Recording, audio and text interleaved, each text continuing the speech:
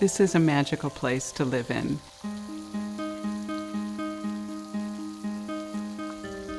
Every day in a house and on a site like this is joy. And look at the roses over there. I'm just amazed at how big the trees have gotten in 20 years. We are living completely with what nature provides. A lot of people have an assumption that to live sustainably is going to be utilitarian, minimal, no frills. It's actually made my life a much higher quality of life.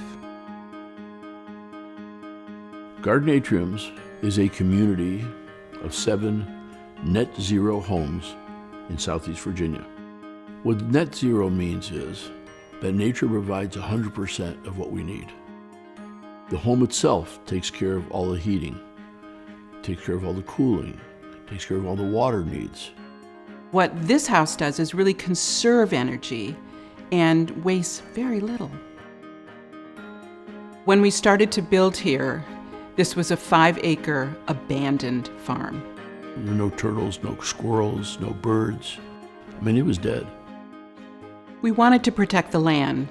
And so what we did was we looked at how the land was formed and then chose to use conservation zoning, which means we could put the houses closer together to use less lines for water, power, sewer, all that kind of stuff. So we left the big trees, we left the wetlands, we left the big fields so that everything was as it was.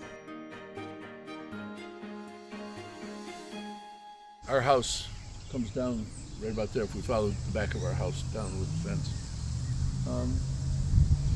So it's like another world down here.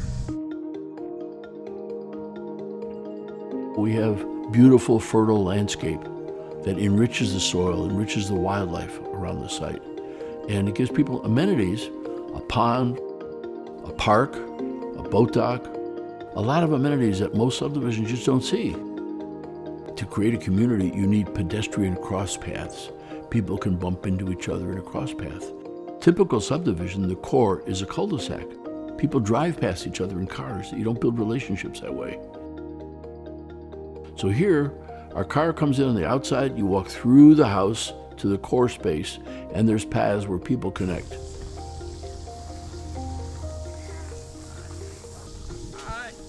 What's evolved here is a real sense of community. Come on, you can do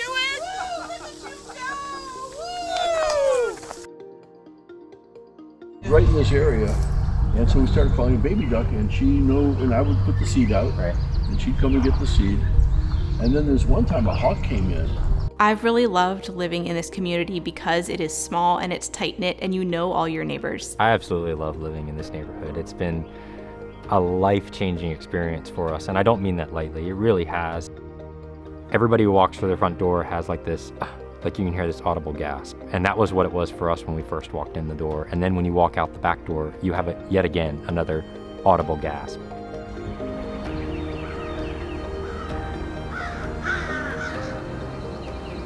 There's got to be at least 1,000 different varieties of trees, shrubs, perennials, grasses, different types of plants, large and small. The biodiversity here is definitely not just an order of magnitude, it's probably a couple order of magnitudes over what you would find in your traditional suburban home. It's here because it's not been bulldozed.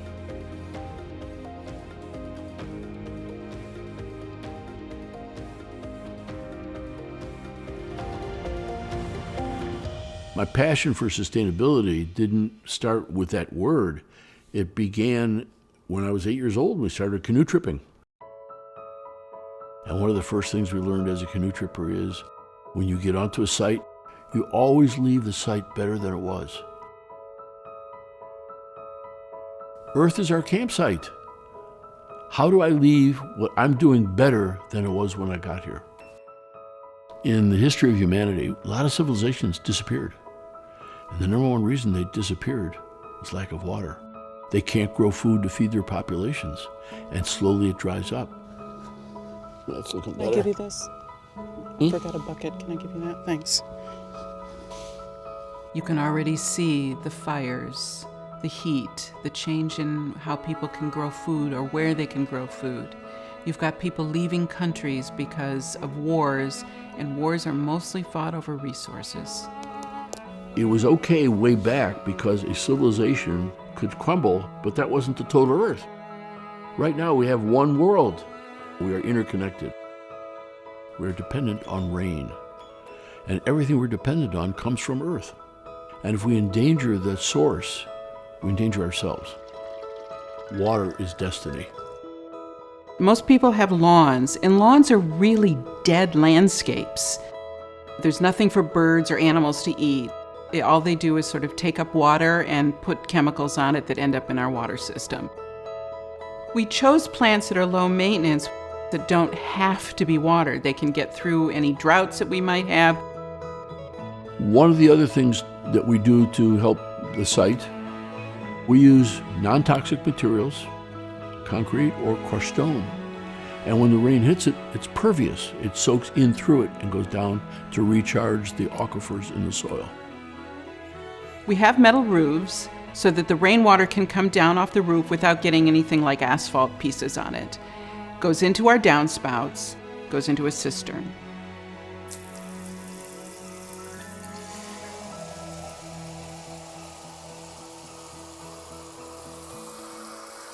We bring it back into the house when we want, through filters, and we can now enjoy totally chemical-free water.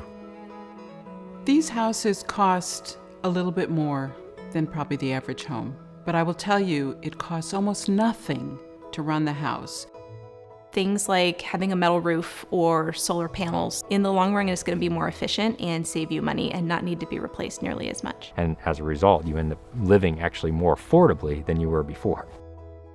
Our solar panels provide 100% of the power for our home and our electric car, and including my wife's kilns from the pottery studio.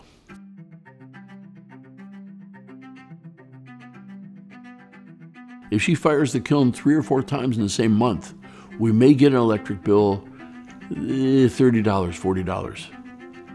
But normally we get no electric bill at all. Sustainability doesn't mean giving up anything. But how I get the electricity is different. How I get the water is a little different, and that's what needs to be adjusted. If I had to summarize it, what's normal needs to change. On our garden atriums, we have a skylight that faces south, and it's angled to be a perfect 90 degrees to the winter sun to maximize the solar gain, bring in the maximum amount of heat we can. We have here tile floors, and underneath it is concrete. They absorb the heat, and underneath it, we have insulation, so the heat doesn't go down into the earth, it stays here. And I can look out and I can see the forest, I can see the skies, I can see stars.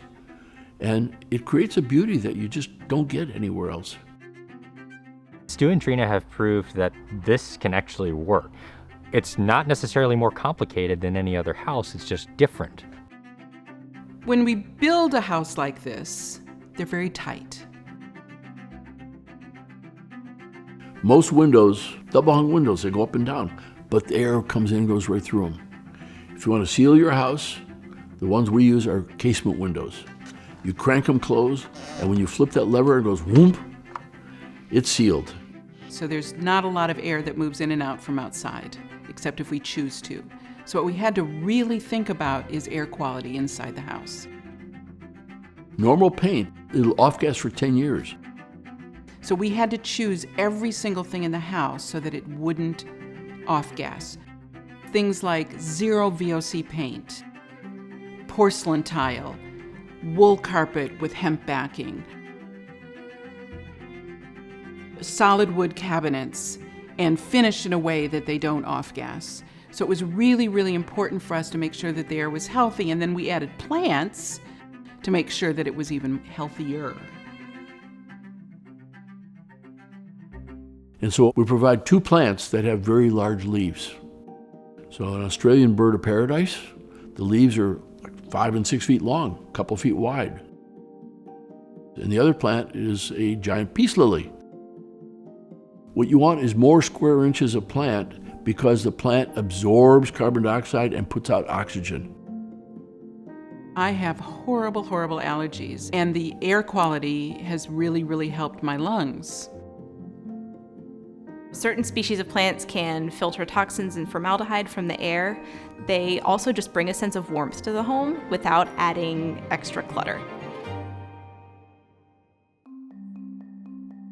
We're not changing the world with 7 houses in this neighborhood, but if every single person looking to buy or build a new home took this approach and utilized even a few of these ideas, I think the impact would be immense.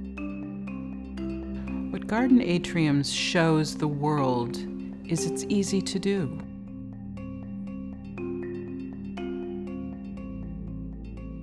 My hope is that everybody can start doing something. Do one thing, and then do another. Add solar panels, put in more insulation, put in different windows. The change to what we're doing has to be bottom up, not top down. I think what it's going to take for people to change to real sustainable living is they've got to start demanding from developers, from home builders, and saying, this is not net zero. I'm going elsewhere. This has off-gassing. I'm going elsewhere. And it's the same kind of change and pressure that happened with organic foods. Now, every supermarket has organic food. Why? Because people started saying, we need it, we need it, we need it. Biggest picture goal I'd have is to say that we can create buildings that are totally in harmony with Earth, that are even more joyful to live in than traditional homes today, that people can say, what's normal now is not what was normal then, but this is better. It's better for Earth, and it's far better for me personally. It's a win-win.